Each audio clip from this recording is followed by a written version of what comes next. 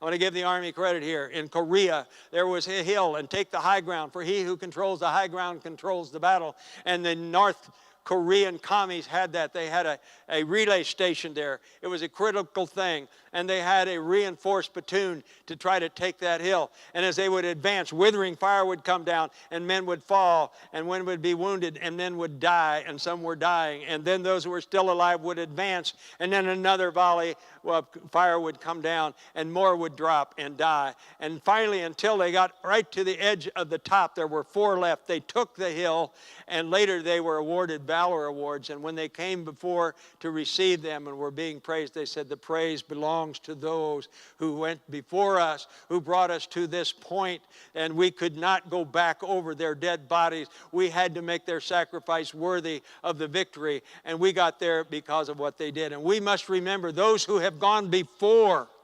We are inspired by the great cloud of witnesses in Hebrews 11, the hall of faith. We know about those who were delivered from the lion's den. Daniel and Shadrach, Meshach, and Abednego from the fiery furnace. And at that point, somebody says, hey, where do I sign up? This sounds like a good army to be in. But then it goes out, and some were sawn asunder, some were slain. This is a reality rather than to recant their faith. And by faith in that promise to come, it was counted unto them for righteousness. And when we are in now at this stage, we are to look back in Hebrews 11, because it segues right then to then, seeing we are compassed about with so great a cloud of witnesses, let us lay aside every weight and sin that doth so easily beset us, and run with patience the race that's set before us, looking unto Jesus, the author and finisher of our faith, who for the joy that was set before him endured the cross, despising the shame, is now set down at the right hand of God the Father. Be ye not weary or faint, for you have not yet resisted unto the shedding of your blood in striving against sin. In our travels, both in the Marine Corps and in ministry, we have been to many national cemeteries. And those that are abroad, not like in our national cemetery in Arlington, where many are the fallen from the wars. But when you go abroad, they will be those who died in combat. We've been to Arlington. We've been to the Punch Bowl in Hawaii. I was there where some of my men are buried. And then to the National Cemetery in the Philippines, in Guam, and Luxembourg, where Patton is buried, overlooking the tombstones of some in his command.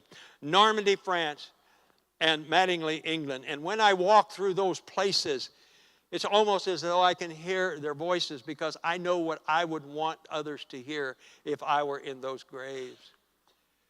In World War I, in Flanders, Belgium, it was such a horrendous battle. It was in the spring of the year, and the poppies were growing in the fence row, and Janet and I have been there, and I was really moved. I knew this poem by John McCrae, a medical doctor in the Canadian Army, and the ground was plowed with shot and shell and craters from artillery, and they made hasty burials of those who had been killed in battle. They put up white crosses, and amidst that, as John is walking through, trying to find the doctor, trying to find some of his associates and people, he's looking, and he is looking for names, and it's almost now as if he could hear them speaking.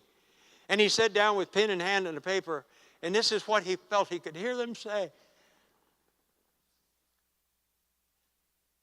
And I know this is what all of them, all million of them, since the revolution would want to say. And they said this: in Flanders fields the poppies blow between the crosses, row on row, that mark our place. While in the sky the larks still bravely singing fly, scarcely heard amidst the guns below. We are the dead. Short days ago we lived, felt the sun, saw sunsets glow. We loved and were loved. And now we lie in Flanders fields.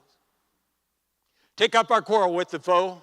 To you from failing hands we throw the torch. Be it yours to hold it high. But if you break faith with us who die, we shall not sleep, though poppies blow and grow. One more. In Flanders fields the poppies blow. Between the crosses, row on row, that mark our place, while in the sky the larks still bravely singing fly, scarcely heard amidst the guns below. We are the dead. Short days ago we lived, we felt dawn, we saw sunsets glow, we loved and were loved, but now we lie in Flanders fields. Take up our quarrel with the foe. To you from failing hands we throw the torch. Be it yours to hold it high, but if you break faith with us who die, we shall not sleep, though poppies grow in Flanders fields. I did the math on this. 1 million American dead in our wars. If you lay a man shoulder to shoulder, and most will from shoulder to shoulder be at least 18 inches. If you were to lay them along a roadside, on both sides you would travel 142 miles and see nothing but the bodies of those who laid and gave their full measure of devotion. Do the math. It's awesome. It's horrendous. Add to that now 61 million babies, and what does that carnage look like? We must speak for those who can't. On an island in the Pacific, there was a stone by that side of a dead soldier. And he had etched with his field knife on the stone, "When you go home, tell them for us and say, for your tomorrows, we gave our today." We have those tomorrows. What are we going to do with them? We are held accountable to God to be those messengers. We find and remove the Achans. Man, that's got 2 minutes left, and I got a lot more, but we'll see what happens. We find the Achans in the camp, don't we? And we know what happened. Achan defied what God had told him to do. And when Joshua then sent him up to an easy battle, he thought, he didn't consult God. And we lost 36 Israel soldiers in that battle. And then he was told that Israel had sinned. It was one man. But you see, the sins of one affect all. And they cast the lots, and it came on Achan. They took he and his family and all his possessions and animals outside the camp, stoned them, and burned them. I'm not advocating that. We can drain the swamp. We got to get them out of those places of influence. And as long as we have Achans in the camp, we're going to be losing young men who are and women who are laying their lives on the line because of our neglect to get them out of there.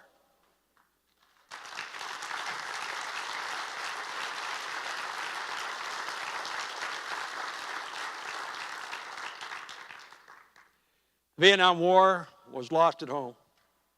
58,000 dead, and the blood is on the hands of the ilk of Walter Cronkite, Morley Safer, Dan Rather, Senators Church, Javis, Fulbright, Martin Luther King, Jane Fonda's, and all the ilk of Hollywood, the draft dodgers, the flag burners, the Students for a Democratic Society, the Weathermen, the college and university professors, and I mentioned I had one, and numerous others that were anti-American, pro-communist, and the Clintons who loathed the military and were vehemently opposed to our noble endeavor to help the freedom-loving people of South Vietnam.